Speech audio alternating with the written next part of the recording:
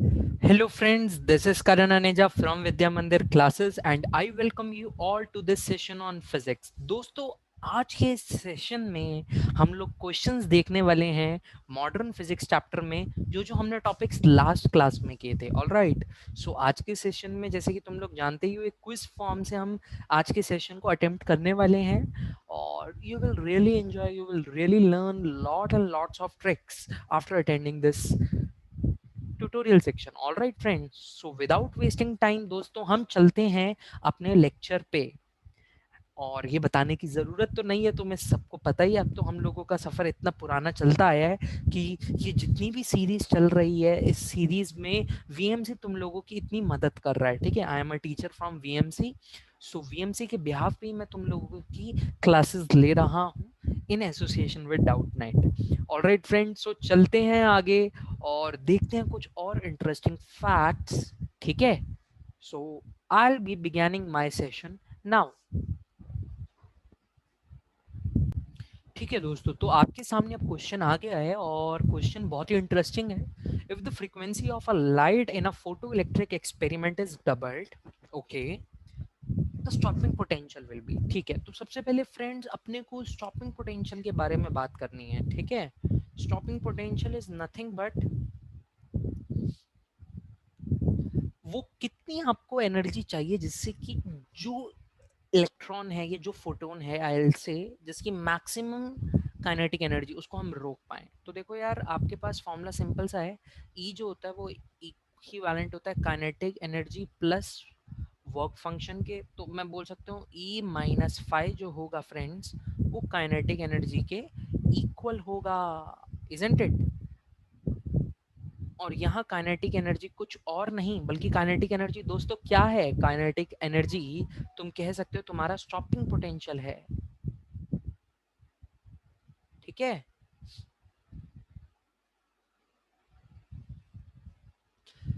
सो E minus five ये होगा friends आपका स्टॉपिंग पोटेंशियल के इक्वल. ठीक है, वर्क फंक्शन पे अपने को बात करनी है, वो तो कांस्टेंट है और ई की वैल्यू क्या है? एच म्यू, मतलब 2h mu minus five equal to kinetic energy. ठीक है, सो पहले आप डबल कर दिया तो आपको पता चल रहा है काइनेटिक एनर्जी भी बढ़ रही है. क्या वो डबल फैक्टर से बढ़ रही है? नहीं, डबल फैक्टर से नहीं बढ़ रही. तो इसलिए हम बोलेंगे स्टॉपिंग पोटेंशियल इंक्रीज तो करेगा बट लेस देन डबल होगा वो फ्रेंड्स, क्योंकि उसको हम सब्ट्रैक्ट भी कर रहे हैं ना यार. एक्चुअल में मेरा कहने का मतलब है kinetic energy 2h mu minus five है, अगर ये होती h म्यू माइनस फाइव का 2 टाइम्स. ऑल राइट, सो ये डबल फैक्टर से बढ़ जाती. लेकिन इस केस में ध्यान से देखो, हम बढ़ा तो डबल रेट से रहे हैं लेकिन कम डबल रेट से नहीं कर रहे, कम पुराने रेट से ही कर रहे हैं. तो यहाँ पे मैं कह सकता हूँ कि यहाँ पे जो वैल्यू होगी वो एक्चुअली मोर देन डबल होगी. सो फ्रेंड्स, अपना जो इस क्वेश्चन के लिए आंसर आ रहा है that will be option C, becomes more than double, becomes more than double. So friends, एक बहुत ही बढ़िया क्वेश्चन हम लोगों ने देखा. उम्मीद करता हूँ आपको मजा भी आया होगा. इस क्वेश्चन में काफी कुछ सीखने को मिला. एक्चुअल में ना यार, ये क्वेश्चन होते तो आसान है लेकिन बच्चा सोच नहीं पाता कि कब मोर देन डबल कब लेस देन डबल, फंसा देता है एग्जामिनर. इसलिए ये क्वेश्चंस बहुत ही इंटरेस्टिंग है, बहुत ज्यादा इंटरेस्टिंग है और तुमने इस क्वेश्चन में खूब अच्छे से चीजों को सीखा होगा. ठीक है, सो आपका आंसर है सी. मॉडर्न फिजिक्स का पहला क्विज नाम का क्वेश्चन हम लोगों ने देखा. समझो अच्छे से. और अब मैं नेक्स्ट क्वेश्चन तुम्हारी स्क्रीन पे रख. सो फ्रेंड्स, अगला क्वेश्चन आपकी स्क्रीन पर आ चुका है और इस क्वेश्चन को आपको अटेम्प्ट करना है. ठीक है, क्वेश्चन का कंसेप्ट पिछले क्वेश्चन की कंसेप्ट से मिलता जुलता है लेकिन सीखने को बहुत मिलेगा. ऑलराइट, सो अब हम डिस्कस करते हैं इस क्वेश्चन को. Maximum kinetic energy of a photo electron emitted from a surface when photon of energy 6 eV falls on it is 4 eV. all right, so friends, हम फोटो इलेक्ट्रिक इफेक्ट से जानते हैं जो ई होता है वो इक्वल होता है काइनेटिक एनर्जी प्लस फाइव के, इजंट इट. सो फ्रेंड्स, इस क्वेश्चन में आपको बोल रखा है ई जो है ना वो 6 eV है और मैक्सिमम काइनेटिक एनर्जी जो है वो 4 eV है. स्टॉपिंग पोटेंशियल आपने पूछा है. अच्छा, तो देखो यार इस केस में pretty simple things but confusing होती है। जिसको स्टॉपिंग पोटेंशियल की डेफिनेशन पता है, देखो यार उसके लिए तो ये क्वेश्चन बहुत ही आसान है कुछ करना ही नहीं है। लेकिन जिसको स्टॉपिंग पोटेंशियल की डेफिनेशन ही नहीं पता यार, वो कर क्या सकता है, फंस जाएगा वो तो इस क्वेश्चन में अब हम जानते हैं stopping potential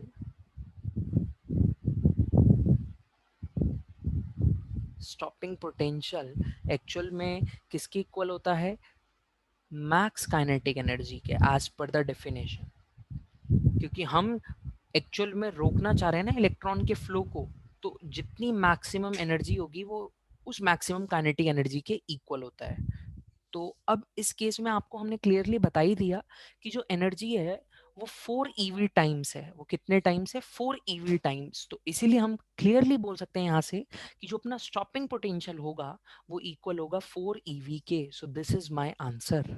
okay, so pretty easy problem, option B आपका आंसर हो गया। सिर्फ इस क्वेश्चन को करने के लिए बच्चों आपको पता होना चाहिए कि स्टॉपिंग पोटेंशियल और मैक्सिमम काइनेटिक एनर्जी दोनों ही सेम होते हैं। जिसको ये कंसेप्ट पता है उसके लिए क्वेश्चन सिंपल है। ऑलराइट, सो इस क्वेश्चन को मैं इजी कैटेगरी में रखूंगा। और अब इस क्वेश्चन के बाद अगला क्वेश्चन आपकी स्क्रीन पर बहुत जल्दी आने वाला है, तब तक इस क्वेश्चन को सीख लो।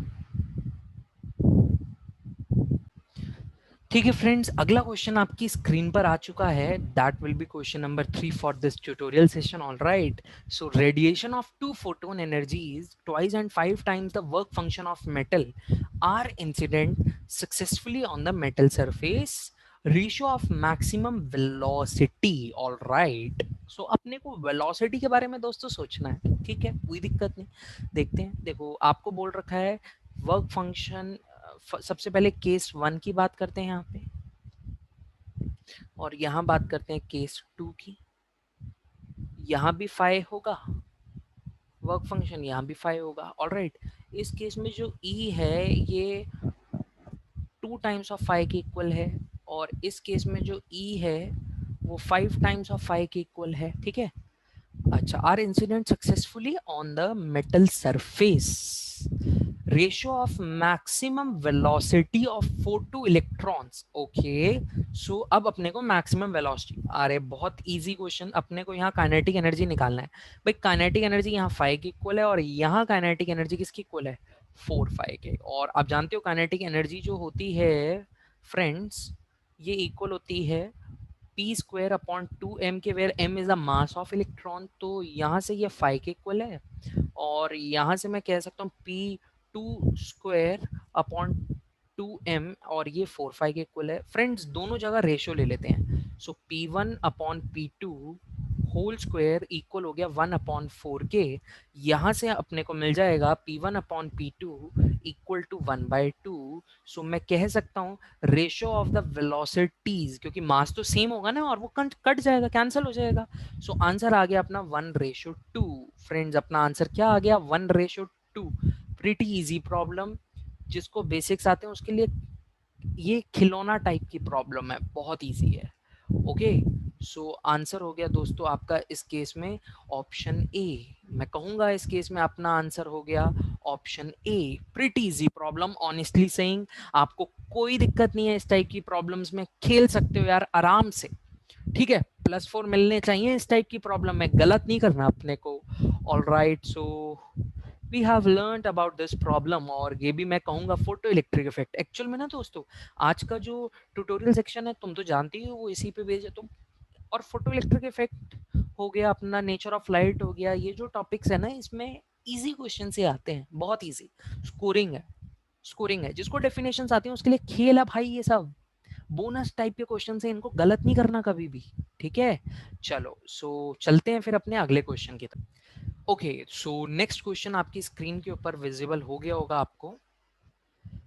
Let K1 be the maximum kinetic energy of photoelectron emitted by a light of wavelength lambda 1 and K2 corresponding to lambda 2. lambda 1 lambda 2 में रिलेशन भी दे रखा है अपने को, ठीक है। ओके, सो इसको ट्राई करते हैं फिर। Let K1 be the maximum kinetic energy of photoelectron emitted by a light of wavelength lambda 1, ठीक है। सो 5 वर्क फंक्शन तो दोनों ही केस में सेम है, इसमें लैम्डा 1 है और इसमें काइनेटिक एनर्जी k1 है, इसमें लैम्डा 2 है और यहाँ काइनेटिक एनर्जी k2 होनी चाहिए कोई, ठीक है।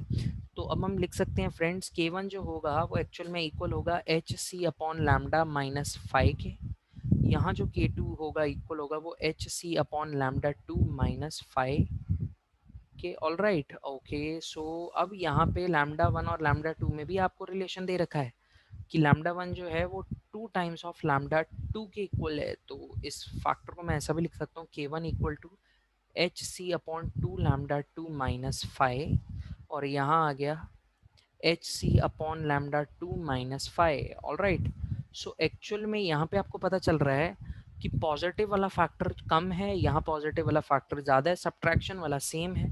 सो इसलिए मैं कह सकता हूँ k2 और k1 में दोस्तों k2 is greater than k1।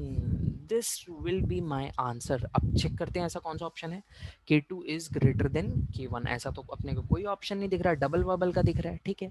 So k2 अपना बड़ा है k1 से, ठीक है। तो अगर मैं इसको दोनों तरफ 2 से मल्टीप्लाई कर दूं तो अपना आंसर हो जाएगा option C. This is my answer. Okay, clear हो गई बात। कब ग्रेटर कब लेस, जैसा मैंने बोला बच्चों को कंफ्यूजन होती है, उसी टाइप का प्रॉब्लम है, बहुत ही इजी सटीक प्रॉब्लम है, कोई ज़्यादा डिफिकल्ट नहीं है, ठीक है।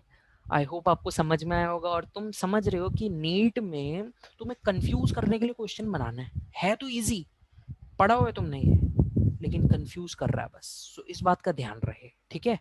आई होप आपको ये प्रॉब्लम समझ में आ गई होगी। सो चल लेंगे अब हम अगली प्रॉब्लम की तरफ। ऑलराइट फ्रेंड्स, सो अगला प्रॉब्लम हमारे सामने स्क्रीन पर आ चुका है। अब इस प्रॉब्लम को अपने को सॉल्व करना है और इंटरेस्टिंग प्रॉब्लम है, काफ़ी इंटरेस्टिंग प्रॉब्लम है, इसको अब हम सॉल्व करने वाले हैं friends. So monochromatic light with a frequency well above the cut off frequency, ठीक है, कट ऑफ मीन्स वही थ्रेशोल्ड फ्रीक्वेंसी, ठीक है, is incident in a photoelectric apparatus the frequency of the light is doubled while the intensity is kept constant, ठीक है। How does this effect the photoelectric current. Easy problem, बहुत easy, ठीक है। सो आपको बोल रखा है मोनोक्रोमेटिक लाइट है विद फ्रीक्वेंसी अबव, मैं बोल सकता हूँ कि जो हमारी फ्रीक्वेंसी है वो ग्रेटर देन है वी नॉट, ठीक है। और कुछ इस टाइप से apparatus है, ये है अपनी स्क्रीन, ओके। इस पे इस टाइप से वेव्स आई, इलेक्ट्रॉन निकला और ये इधर जा रहा है, ये दूसरी प्लेट लाइक दिस, और इस अपैरेटस को हमने कनेक्ट किया हुआ है बैटरी से, और ये एयर टाइट सिलेंडर में कुछ इस टाइप से पड़ा हुआ है, ठीक है। आ रही है बात समझ में, चलो। सो इस incident on the emitter of a photoelectric apparatus the frequency of the light is then doubled. अच्छा, लाइट को डबल कर दिया, फ्रीक्वेंसी को डबल कर दिया, v की जगह ये हो गई 2v, ओके। लेकिन इंटेंसिटी पे कोई फर्क नहीं पड़ रहा, इसका मतलब इंटेंसिटी का मतलब जितने इलेक्ट्रॉन्स, ये जितने फोटो इलेक्ट्रॉन पहले गिर रहे हैं अभी भी उतने ही फोटो इलेक्ट्रॉन्स गिर रहे हैं, फोटोन्स गिर रहे हैं, सॉरी, क्या बोल सकते हैं हम। देखो इंटेंसिटी सेम है, क्या सेम है फ्रेंड्स, इंटेंसिटी। अच्छा, अगर इंटेंसिटी सेम है तो अब फोटोन्स उतने ही गिरेंगे या कम गिरेंगे, तो इंटेंसिटी का मतलब क्या होता है, energy per unit area, area same है अभी भी, एनर्जी हर फोटोन की बढ़ रही है लेकिन इंटेंसिटी सेम है, तो मैं कहूंगा now number of photons falling on emitter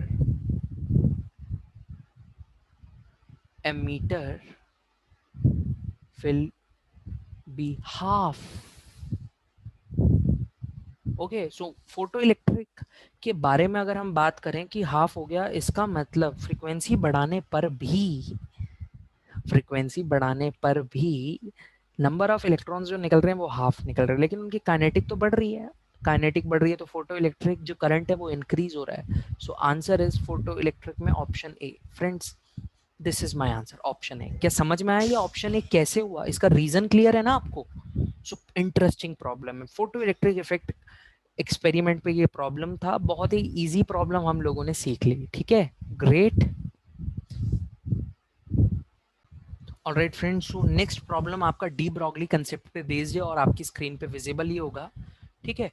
इस क्वेश्चन में क्या बोल रखा है, इलेक्ट्रॉन है जिसकी initial kinetic energy 100 eV is accelerated through a potential difference of 50 V. Alright, now the de Broglie wavelength. So friends, आप जानते हो जो मोमेंटम होता है वो किसके इक्वल होता है, h अपॉन लैम्डा के, ठीक है। और यहाँ से हम क्लियरली बोल सकते हैं कि ई वी जो होता है वो किसके इक्वल होता है, क्यू स्क्वायर, वो ई वी जो इक्वल होता है वो इक्वल होता है काइनेटिक एनर्जी के। काइनेटिक एनर्जी मतलब p square upon 2m। So यहाँ से आपके पास आ गया 2m ई वी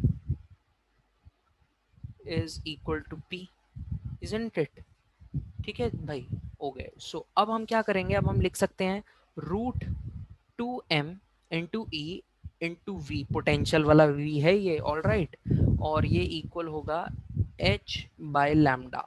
तो एक्चुअल में यहाँ से लैम्डा की वैल्यू आ गई h अपॉन under the root of 2m ev, और ये आपका हो गया आंसर। समझ में आया कैसे किया, कोई दिक्कत तो नहीं, सॉल्व करो, आंसर आ गया आपका। Pretty easy problem, very very easy problem, ठीक है।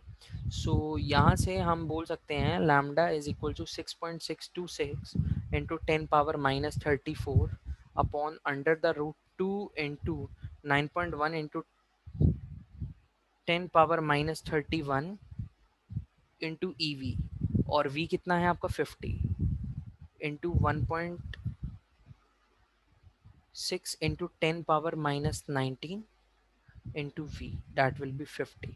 सो यहाँ से चीज़ों को सॉल्व किया और आपका लैम्डा आ गया फ्रेंड्स, आपका क्या आ गया, lambda.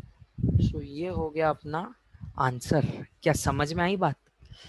Things are very easy, honestly speaking तुम देख सकते हो कि इस चैप्टर में कोई ज़्यादा रॉकेट साइंस तो है ही नहीं।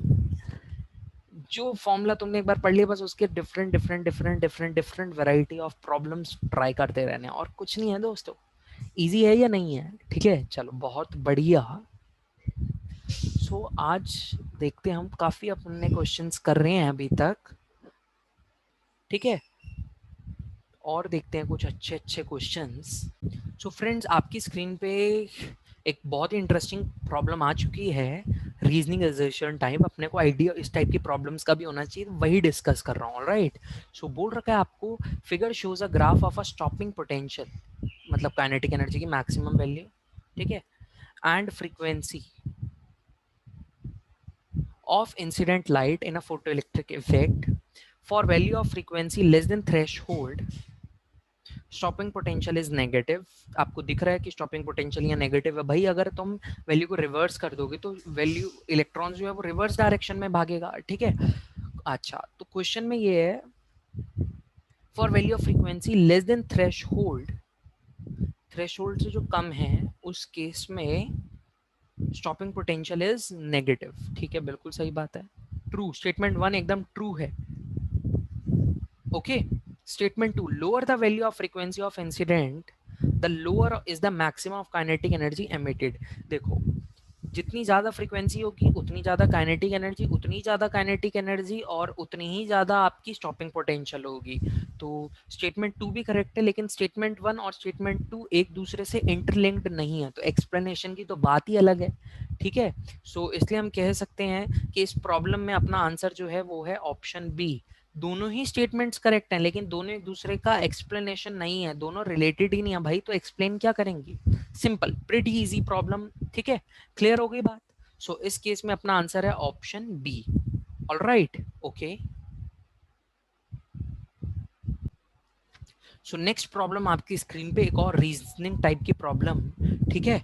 तो तुम लोगों को लग रहा होगा कि सर आप इतनी रीजनिंग टाइप की प्रॉब्लम्स क्यों करवा रहे हो, ठीक है। एक्चुअली बच्चों, रीज़न ये है कि इस टाइप की प्रॉब्लम्स जो है ना आपकी, वो काफ़ी ज़्यादा आती हैं नीट के एग्जाम्स में, रीजनिंग टाइप, क्योंकि ये चैप्टर में कुछ है नहीं ज़्यादा पूछने को, बस टीचर क्या करता है, कंफ्यूज करके एग्जाम क्वेश्चन बनाने की कोशिश करता है, और बच्चे सबसे ज़्यादा कंफ्यूज जो होते हैं वो असर्शन रीजनिंग पे होते हैं। इसलिए हम लोग मिलके इसकी प्रैक्टिस कर रहे हैं, इसकी मिलके, इसलिए फ्रेंड्स हम लोग क्या कर रहे हैं, प्रैक्टिस, ऑलराइट।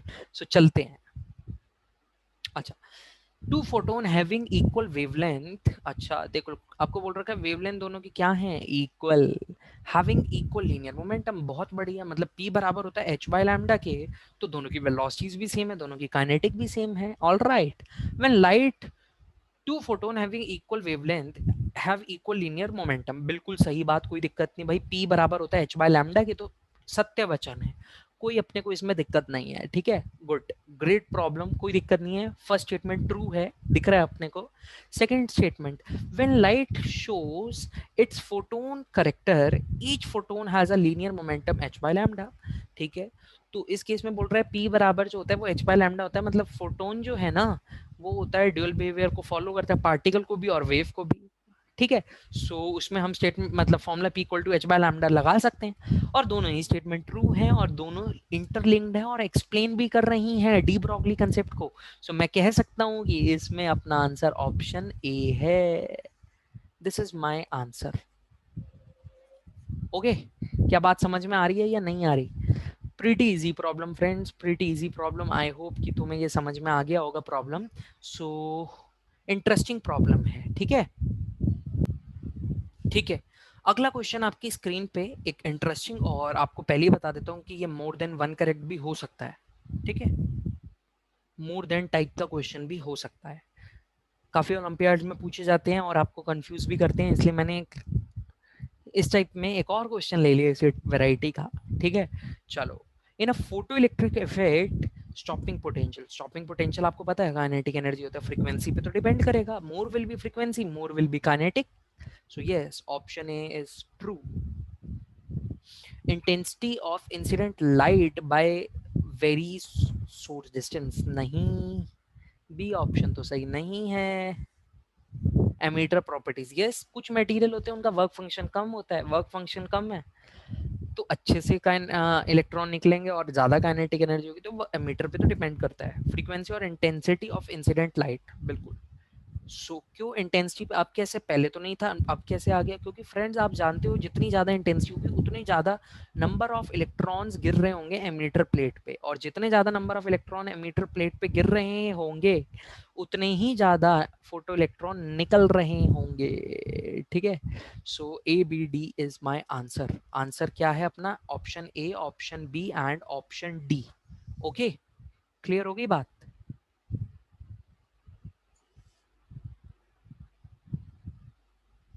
ठीक है, अगला क्वेश्चन स्क्रीन पे आपको विजिबल होगा।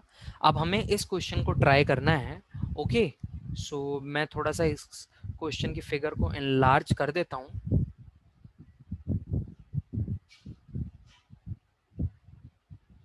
क्वेश्चन की फिगर एनलार्ज होके आपके सामने रख दी है, ठीक है। इसको ट्राई करते हैं अपन। In the experiment on a photoelectric effect using light having frequency greater than the threshold, तभी तो फोटोइलेक्ट्रिक हो पाएगा, वरना तो फोटोइलेक्ट्रिक फ्रेंड्स हो ही नहीं पाएगा अगर ये प्रॉपर्टी फुलफिल ही नहीं होती तो। The photo current will certainly increase, बोल रखा है फोटो करंट कब इंक्रीज होगा? When anode voltage is increase. देखो एनोड की वोल्टेज इंक्रीज होगी, यहाँ से इलेक्ट्रॉन है वो पॉजिटिव है तो खींचा चलाएगा, तो बिल्कुल सही बात है, ऑप्शन ए आपका सही है। जितना ज्यादा पोटेंशियल होगा उतना ही ज्यादा काइनेटिक आ जाएगा। ओके, अच्छा, area of cathode surface is increased. देखो अब जितना ज्यादा एरिया ऑफ कैथोड सरफेस को हम एक्सपोज करेंगे लाइट की प्रेजेंस में, उतना ही सरफेस पे आपको ज्यादा फोटो इलेक्ट्रॉन मिलेंगे, ठीक है, क्योंकि फोटो इलेक्ट्रॉन तो सरफेस पे ही होते हैं। सो इसलिए मैं कह सकता हूँ बी भी सही है। इंटेंसिटी ऑफ इंसिडेंट, अगेन जितनी ज्यादा इंटेंसिटी होगी उतनी ही ज्यादा फोटोन्स हिट कर रहे होंगे सरफेस को और उतने ही ज्यादा इलेक्ट्रॉन निकलेंगे, तो फोटो करंट बढ़ जाएगा। सो सी भी सही है। Distance between anode and cathode is increased. So आप जानते हो जो पोटेंशियल डिफरेंस है वो डिस्टेंस बिटवीन टू पे तो डिपेंड करता नहीं है, या आप ये कह सकते हो कि डिस्टेंस इनका जितना कम होगा टाइम उतना ही कम लगेगा इलेक्ट्रॉन को चक्कर मारने में, तो सही बात है, डी भी सही है, ठीक है। सो आपका आंसर हो गया ए बी सी डी, इन सभी के चेंज पे photo current will increase, photo current will increase. Okay friends, so I hope कि आज की सेशन में आपने काफी कुछ सीखा है, काफी बढ़िया बढ़िया टाइप के क्वेश्चंस हम लोगों ने डिस्कस किए हैं, ठीक है। सो बहुत जल्द मिलते हैं, अभी हम इन क्वेश्चंस को अच्छे से ग्रिप बना लो यार, ये ऐसे क्वेश्चन है जो गलत नहीं होने चाहिए, पेपर में आया तो खटाक सही होना ही चाहिए, ठीक है। अच्छा सेशन रहा मेरी तरफ से आज का, काफी बढ़िया नए वैरायटी क्वेश्चंस को देखा हमने, एक्सपोजर मिला तुम्हें, मल्टी करेक्ट का भी, असर्शन रीजनिंग का भी, सिंगल करेक्ट का भी, ठीक है। थोड़ा थोड़ा थोड़ा थोड़ा एक्सपोजर लेके आगे बढ़ते चलो, बढ़ते चलो। अब यार प्रैक्टिस करो, तुम कोई भी दिक्कत हो ना नीचे डाउट्स में मेंशन कर दो, मैं तुम्हारा पक्का, I will definitely answer to your doubts, ठीक है। सो मेहनत करो यार, मेहनत करोगे तभी एकदम रिजल्ट बढ़िया आएगा। चैप्टर तो आसान है, कोई दिक्कत थी नहीं अपने को, ठीक है। बाकी कोई भी समस्या छोटी से छोटी है, मास्टर को अपना समझो, मास्टर के कमेंट्स में प्रॉब्लम लिख दो, मास्टर जरूर रिप्लाई करेगा। ऑलराइट, सो आज के लिए इतना ही दोस्तों, अगले सेशन में जरूर मिलेंगे हम लोग कुछ नई बातों के साथ। तब तक के लिए मैं तुम्हें ऑल द बेस्ट कहूंगा दोस्तों, और यही कामना करता हूँ कि तुम खूब पढ़ाई करो, खूब जोश से, ठीक है। All the best, may God bless you all, have a wonderful day ahead, cheers.